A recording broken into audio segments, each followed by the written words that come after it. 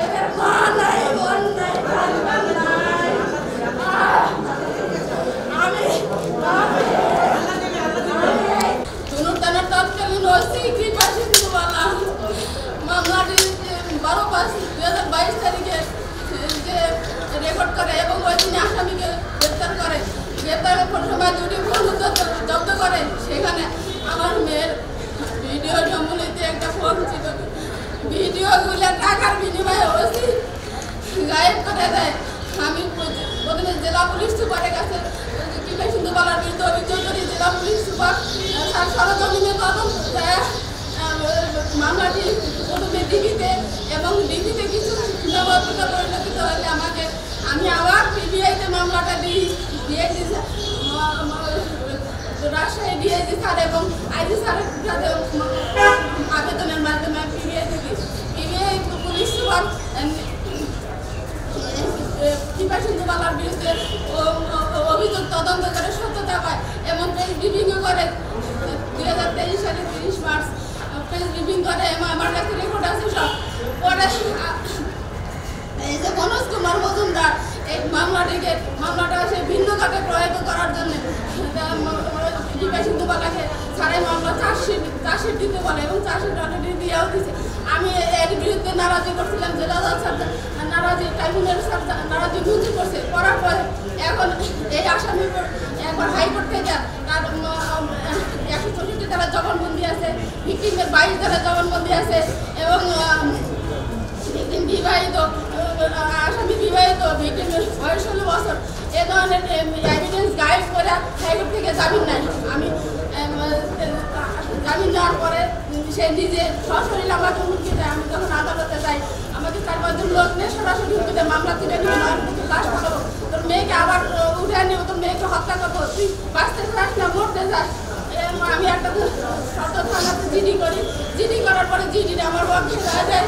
তারপরে সত্যতা পাই আমি যখন মামলা না তুলি, আমি যখন আমার ঘুমুতে বাসায় অবস্থান করি সেখানে আমাকে হুমকি দেয়।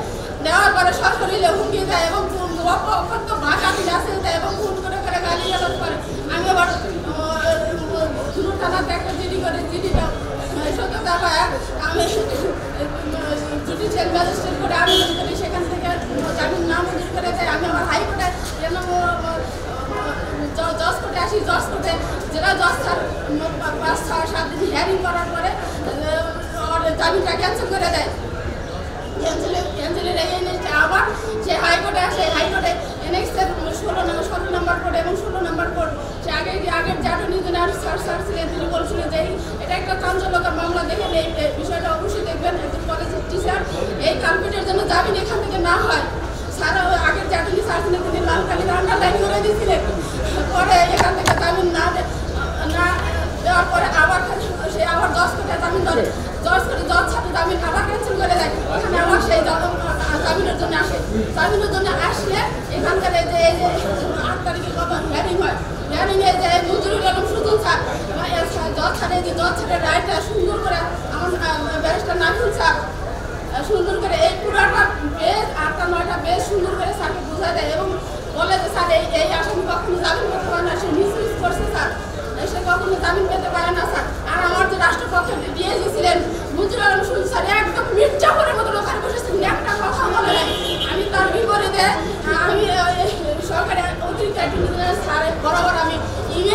ভাই এবং অ্যাটর্নি স্যারকে ইমেল করে পাঠাচ্ছি এবং অতিরিক্ত অ্যাটর্নি আছে অনেক স্যারকে আমি হোয়াটসঅ্যাপে পাঠাচ্ছি এবং তার সাথে আমি কথা বলেছি। বলার পরে স্যার বলছে সে ঠিক আছে আমি বিষয়টা দেখবো। আজকে অনেক স্যার নিজে একজন ডিএসি স্যারকে পাঠাচ্ছিলেন এবং বিচারকের সাথে কথা বলছেন, কিন্তু অলরেডি রায় লেখা হয়ে গেছে। কারণ ওই ডিএসি মঞ্জুরুল্লাহ স্যার সেদিন হিয়ারিংয়ের শেষে সে বলে আসছে যে স্যার যে কোনো মূল্যে জামিন দিয়ে দেন। তাহলে এর মানেটা কি? আমি তো রাষ্ট্রপক্ষ কেন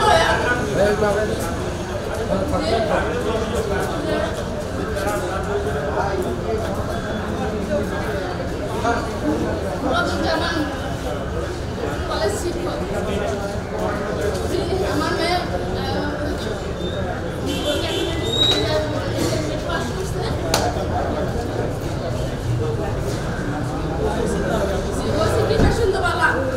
অনেক নিউজ হয়েছে আপনারা সময় টিভি নিউজ করছে, যমুনা টিভি নিউজ করছে, ইন্ডিপেন্ডেন্ট নিউজ করছে, দেশ টিভি নিউজ করছে। মুরাদুজ্জামান হাবিবুর রহমান ডিগ্রি কলেজে সে আমি লীগের সময় আমি লীগের কলেজে চাকরি করতে সেই দাপটে সমস্ত এভিডেন্স গায়েব করে দিয়েছিল কিংবা সিন্ধুবালার মাধ্যমে। ভাইয়া আমি আপনাদের কাছে ন্যায় বিচার কামনা করতেছি। এই সন্তানটা যদি আপনার আমার সন্তান অ্যাডমিশন পরীক্ষা দেবে আর বাইরে বেরোতে পারবেন না, একবার সংসার আমার এই আয়ুকে তোর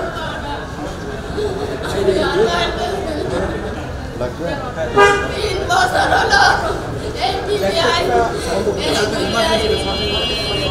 চার্জশিট একবার দিয়েছে কিংবা সিন্ধুবালাকে বাদ দিয়ে আলামত ধ্বংস করছে। তাকে নাকি 3টা বিবাহী মামলার ভিতর ফেলেছে। আমি বলছি কেন সে আলামত ধ্বংস করছে, আলামত ধ্বংসের